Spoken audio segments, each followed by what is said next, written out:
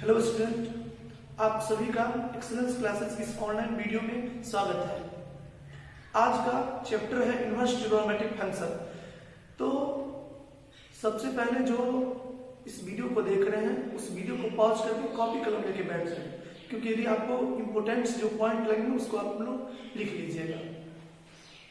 यह जो चैप्टर आज हम लोग पढ़ने जा रहे हैं इनवर्स ट्रिग्नोमेट्रिक फंक्शन, यह बिहार बोर्ड और IIT मेंस और एडवांस दोनों के लिए इम्पोर्टेंट है। जो आदमी बिहार बोर्ड का एग्जाम देंगे वो भी, और जो IIT मेंस और एडवांस का एग्जाम देंगे वो भी, दोनों इस वीडियो को ध्यान से देखेंगे। तो सबसे पहले स्टार्ट करते हैं इनवर्स ट्रिग्नोमेट्री के डिफिनीशन के बारे में।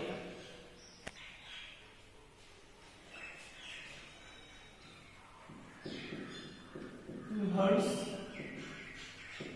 ट्रिग्नोमेट्रिक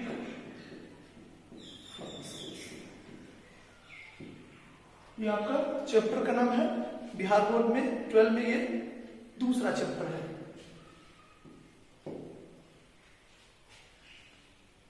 इसका डिफिनीशन देखते हैं।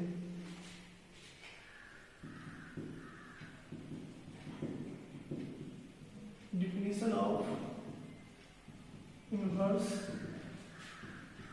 Trigonometric functions.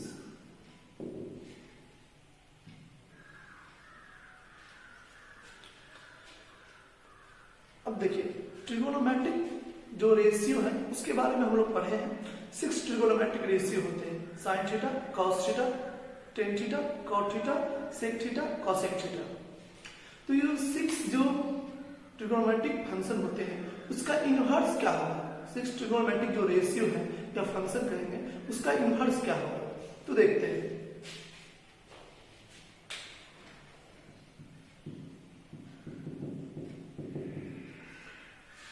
यदि sine theta equal to X हो, देन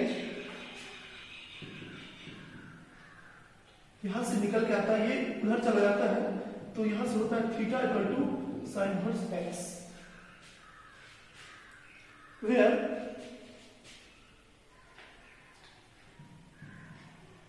जहां थीटा जो होता है वो -π/2 से π/2 के बीच में होता है, और x जो होता है वो -1 से 1 के। देखिए ये कंडीशन क्यों लग गया? नहीं, इस कंडीशन का क्या रीजन है उसको ध्यान से देखिए। साइन थीटा और x, तो साइन थीटा का जो वैल्यू होता है ये x, ये तो हम लोग को पता है, 11th में हम लोग पढ़े होंगे कि साइन थीटा का जो वैल्यू होता है वो -1 से 1 के बीच में होता है। तो साइन थीटा का जो वैल्यू -1 से 1 के बीच में होता है, तो x रेस्ट्रिक्टेड हो गया -1 के 1 के बीच में। तो ये तो समझ आ गया होगा कि x -1 से 1 के बीच में ही आएगा। यहाँ पर हम लोग थीटा का वैल्यू कितना ही बड़ा क्यों ना ले लें, 60 डिग्री, 90 डिग्री, 120 डिग्री, 360 डिग्री, जितना भी थीटा का मान ग्रेटर करेंगे फिर भी x का जो वैल्यू होगा वो -1 से 1 के बीच में ही रहेगा। अब थीटा क्यों -π/2 से π/2 के बीच में हो गया? तो जो आदमी फंक्शन पढ़े हैं वो तो समझ जाएंगे इसको, जो नहीं पढ़े वो भी यहाँ पर ध्यान से देख सकते हैं कि ये जो साइन थीटा है, साइन थीटा और एक्स, तो थीटा और जो साइन इनवर्स एक्स आया है, तो ये जो इनवर्स है, इस इनवर्स को फंक्शन होने के लिए आपका थीटा का वैल्यू -π/2 से π/2 के बीच में रखना होगा। क्योंकि यदि आप थीटा का वैल्यू इससे बाहर लेते हैं तो यह एक फंक्शन नहीं होगा, तब ये एक रिलेशन बन जाएगा, तब थीटा और साइन इनवर्स एक्स एक रिलेशन हो जाएगा। तो इसलिए यहाँ पर थीटा का जो वैल्यू है वो मुझे रेस्ट्रिक्ट करना पड़ा -π/2 से π/2 के बीच में। जनरली हम लोग प्रिंसिपल वैल्यू लेते हैं। ठीक इसी प्रकार अब हम सबका एक एक करके देखेंगे।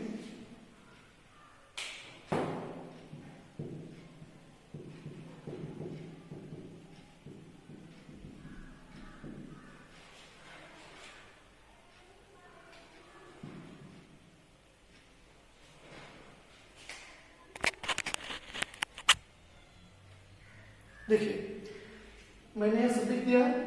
अब cos थीटा और x, देन थीटा और क्या होता है cos इनवर्स x। जैसे sin थीटा में वर्क होता है ऐसे इसमें भी वर्क होता है। हम लोग को पता है कि cos थीटा का वैल्यू -1 से 1 के बीच में होता है, और cos थीटा का जो प्रिंसिपल वैल्यू होता है वो 0 से पाई के बीच में होता है, तो यहाँ पर थीटा का वैल्यू 0 से पाई हो गया। ठीक इसी प्रकार tan थीटा और यदि x हो तो थीटा और हो जाएगा tan इनवर्स x, और यहाँ पर थीटा जो प्रिंसिपल वैल्यू होता है tan थीटा का आप लोग पढ़े होंगे कि -π/2 से π/2 के बीच में होता है, और tan थीटा का जो वैल्यू होता है वो -∞ से ∞ के बीच में होता है। ठीक इसी प्रकार cot थीटा का जो वैल्यू होगा वो -∞ से ∞ के बीच में होगा, और थीटा का जो cot थीटा का जो प्रिंसिपल वैल्यू होगा वो 0 to π होता है। अब हम लोग देखते हैं नेक्स्ट का। चलिए अब हम लोग इसका देखते हैं। If sec theta equal to x, यदि sec थीटा x हो देन थीटा हम लोग लिखेंगे sec इनवर्स x। थीटा जो बराबर यदि लिखेंगे फिर उधर चला जाता है तो उसको हम लोग कहते हैं sec इनवर्स x। हम लोग पढ़ चुके हैं कि sec x का जो वैल्यू होता है वो -1 से छोटा होता है और 1 से बड़ा, less than equal to -1 and greater than equal to 1, and the value of theta is greater than equal to 0 and less than equal to pi. Here cosec theta equal to x, then theta equal to cosec inverse x. The value of cosec theta is less than equal to -1 and greater than equal to 1, and the value of theta is the value of theta in cosec theta is -π/2 greater than equal to -π/2 and less than equal to π/2.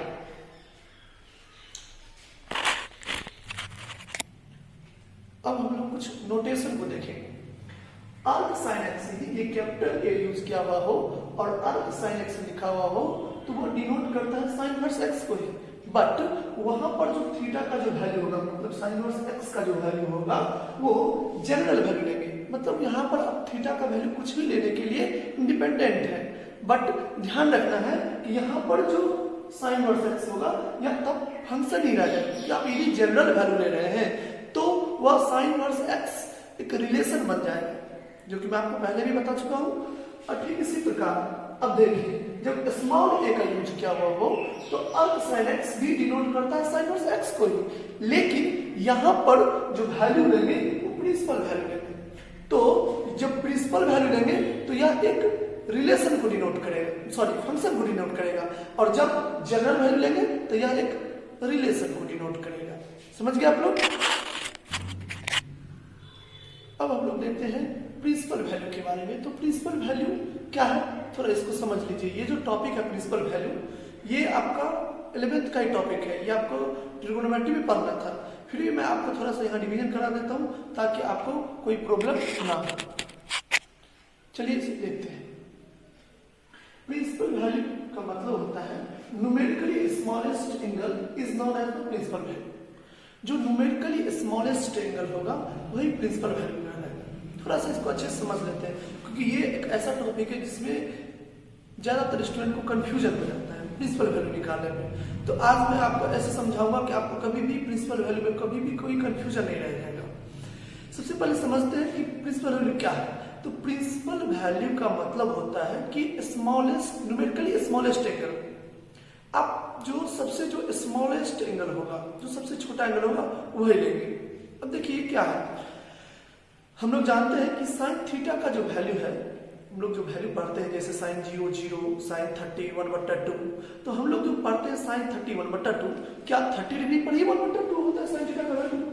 हम लोग जो पढ़ते हैं sign 30 degree 1/2 नहीं 1/2, क्या 30 degree पर ही इसका value 1/2 होता है? नहीं, इसका बहुत सारा ऐसा वैल्यू थीटा का हो सकता है जिस पर इसका वैल्यू क्या हो 1/2, बट मुझे ऐसा एंगल लेना है, जैसे मैं आपको बता देता हूं कि थीटा बराबर 30 डिग्री पर 1/2 आ रहा है। फिर आप यदि इसको देखेंगे तो आपको थीटा 150 डिग्री पर 150 डिग्री पर, फिर 390 डिग्री पर, इस तरह से बहुत सारे एंगल हैं जिस पर इसका वैल्यू 1/2 होगा, बट उसमें जो स्मॉलेस्ट एंगल होगा, न्यूमेरिकली स्मॉलेस्ट, वही एंगल को मुझे लेना है। तो ये 30 डिग्री ही जो वैल्यू होगा यही इसका प्रिंसिपल एंगल हो जाएगा।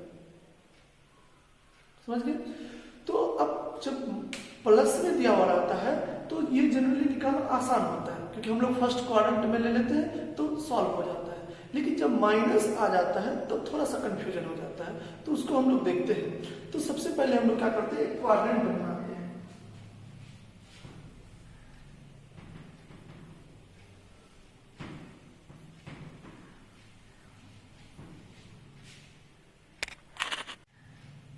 देखिए, ये हम लोग 11th में पढ़ चुके हैं कि फर्स्ट क्वाड्रेंट में sine theta, cos theta, tan theta, cot theta, cosec theta, जितने भी ट्रिगोनोमेट्रिक फंक्शन है सभी पॉजिटिव होते हैं। Sine, cos, tan, cot, sec और कोसेक, ये सभी फर्स्ट क्वाड्रेंट में क्या होते हैं, पॉजिटिव होते हैं। सेकेंड क्वाड्रेंट में साइन थीटा और कोसेक थीटा ही क्या होता है, पॉजिटिव। थर्ड क्वाड्रेंट में आपको टेन थीटा और कॉट थीटा ही क्या होता है, पॉजिटिव। और फोर्थ क्वाड्रेंट में कॉस थीटा और सेक थीटा ही क्या होता है, पॉजिटिव होता है। अब देखिए, यदि साइन थीटा का कोई वैल्यू पॉजिटिव है, जैसे साइन थीटा बराबर आपको दे दिया 1/2, तो थीटा का क्या प्रिंसिपल वैल्यू होगा? तो सबसे पहले हम लोग विचार करेंगे कि यदि साइन थीटा का वैल्यू पॉजिटिव है तो थीटा का वैल्यू किस किस क्वाड्रेंट में हो सकता है? तो ये फर्स्ट क्वाड्रेंट में हो सकता है, सेकेंड क्वाड्रेंट में हो सकता है। और फिर यदि हम रिवॉल्व करके आए तो फिर रिवॉल्व करके फिर इसमें आएंगे, फिर इसमें आएंगे। तो यदि हम पहले देखें तो फर्स्ट क्वाड्रेंट और सेकेंड क्वाड्रेंट में ये दोनों क्या होगा, पॉजिटिव होगा। ठीक, तो यहां से हम लोग देखते हैं ये जो एक्स एक्सिस है, ये हमारा ओरिजिन है, तो हम देखते हैं कि यहां से कौन क्वाड्रेंट नजदीक है, ये या ये। तो साइन थीटा के लिए हम देखते हैं, साइन थीटा जब पॉजिटिव हो तो ये भी पॉजिटिव है, इस घर में भी पॉजिटिव होगा, तो ये मुझे जाके नजदीक आ रहा है, नहीं पॉजिटिव एक्स एक्सिस है, तो पॉजिटिव एक्स एक्सिस ये नजदीक है, इसलिए जब साइन थीटा पॉजिटिव होता है तो हम उसका वैल्यू फर्स्ट क्वाड्रेंट में ही देते हैं, सेकंड क्वाड्रेंट में नहीं देते, क्योंकि वो बड़ा वैल्यू देगा। तो जब पॉजिटिव होगा तो इसका वैल्यू 0 से लेकर कहां तक आ जाएंगे, π/2 के बीच में। अब जब साइन थीटा का वैल्यू निगेटिव हो, तो साइन थीटा का वैल्यू निगेटिव हो तो इधर से ऐसे घूम करके लेंगे तो ये तो बहुत बड़ा देगा, तो हम लोग नीचे से लेंगे। तो यदि इस नीचे से भी लेंगे तो इसमें भी आपका साइन क्या होगा, निगेटिव, और इसमें भी साइन क्या होगा, निगेटिव। तो दोनों क्वाड्रेंट में साइन निगेटिव है, तो फिर नजदीक कौन पड़ेगा यहाँ से? तो यहाँ से इधर से यदि हम देखें, नीचे से यदि हम देखें तो ये क्वाड्रेंट हमारे लिए ज्यादा नजदीक है। तो उस सिचुएशन में हम लोग ये फोर्थ क्वाड्रेंट में साइन थीटा का नेगेटिव वैल्यू लेंगे। जैसे साइन थीटा का वैल्यू यदि दिया हुआ है -1/2, तो थीटा का वैल्यू हम लोग फोर्थ क्वाड्रेंट में लेंगे।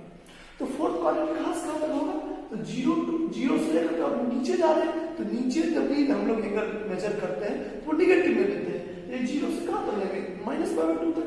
तो आपका फाइनली यहां से हो गया -π/2 to 0। तो निगेटिव और पॉजिटिव मिला करके यदि हम देखें तो थीटा का जो वैल्यू हो जाता है वो -π/2 से बड़ा और π/2 से क्या आ जाता है, छोटा। तो यही हम लोग का साइन थीटा का प्रिंसिपल वैल्यू है, -π/2 to π/2। तो यहां पर हम लोग पीछे जब फंक्शन साइन इनवर्स एक्स में देखे थे तो वहां पर हम यही लिखे थे आपको, थीटा का वैल्यू -π/2 to π/2। तो ये आपका 11th का टॉपिक है, तो इसमें ज्यादा डिटेल नहीं जाना है, ऐसे ही करके हम प्रत्येक फंक्शन का देखते हैं कि वो कहां पर उसका प्रिंसिपल वैल्यू है। अब मेन हम लोग क्वेश्चन देखेंगे, इसको उतारने की जरूरत नहीं है, इसको बस समझ लेना है, आपका ये टॉपिक है नहीं इसमें, तो इसलिए बस मैं इसको समझाने के लिए बस बता रहा हूं, इसलिए इसे लिखने की जरूरत नहीं है।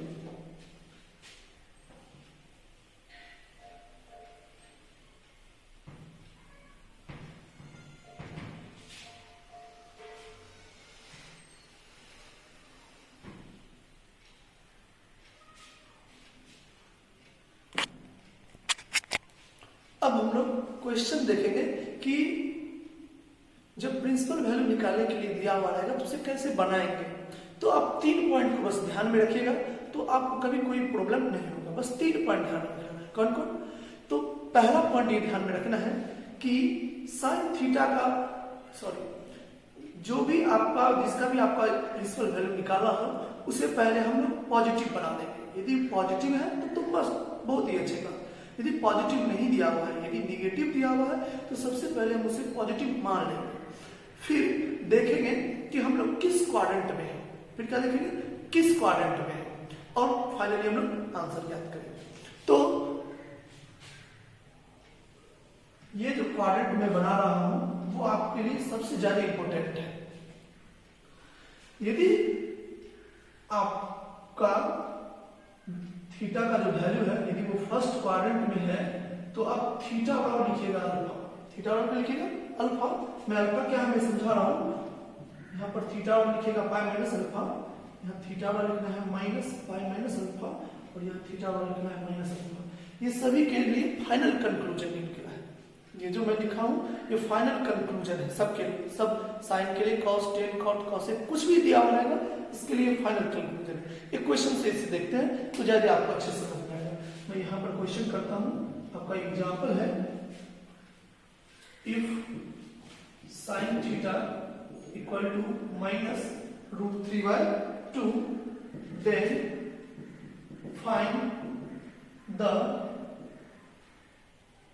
find the principal value of theta।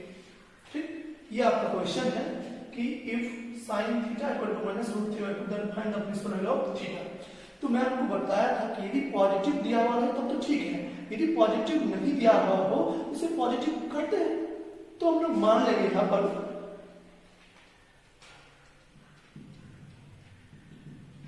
Late sign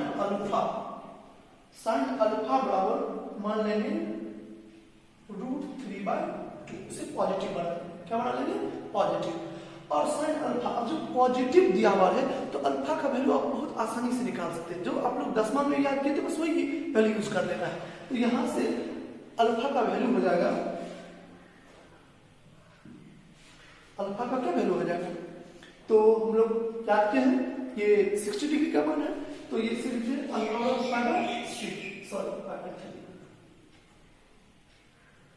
ठीक।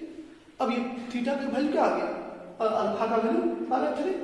तो मैं अल्फा का वैल्यू जब निकल गया तो मैं थीटा का वैल्यू निकालना सिखाया।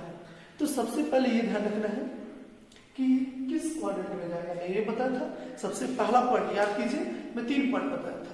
सबसे पहला पॉइंट कि यदि वो साइन थीटा बराबर निगेटिव दिया हुआ हो उसे पॉजिटिव मान लेंगे, तो यहाँ पॉजिटिव मान लिए।